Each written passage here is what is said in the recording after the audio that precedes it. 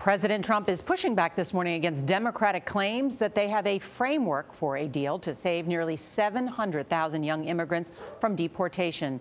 The Democrats say the potential agreement would replace DACA and that funding the border wall would not be part of the deal. But this morning, the president tweeted no deal was made last night on DACA.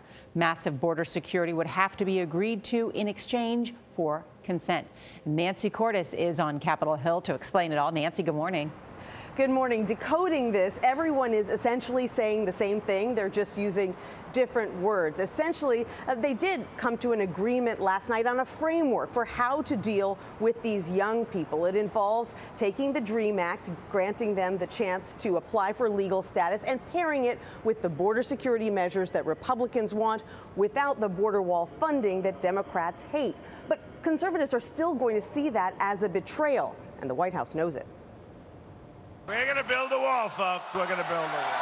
White House aides insisted last night the president was not going back on that campaign promise after Democratic leaders said he had agreed to enshrine the protections of DACA into law quickly and to work out a package of border security excluding the wall. White House Press Secretary Sarah Sanders quickly shot back. While DACA and border security were both discussed, excluding the wall was certainly not agreed to. More and more we're trying to work things out together. But the president made the same promise to a bipartisan group of lawmakers earlier in the day.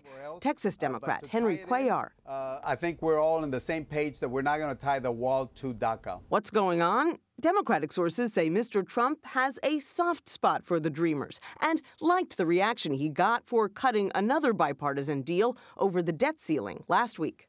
Conservative Congressman Steve King tweeted, if the president is backing off the wall, Trump base is blown up, destroyed, irreparable, and disillusioned beyond repair. No promise is credible. Late last night, Steve Bannon's website, Breitbart, called the president Amnesty Don.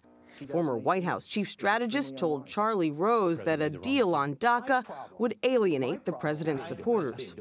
There's no path to citizenship, no path to a green card, and no amnesty. Okay. Amnesty is non-negotiable. But President Trump himself countered this morning. Does anybody really want to throw out good, educated, and accomplished young people who have jobs, some serving in the military? Really? Aides have said before, Gayle, that he is okay leaving wall funding out of this package as long as he gets it in some other bill. All right. Thank you, Nancy.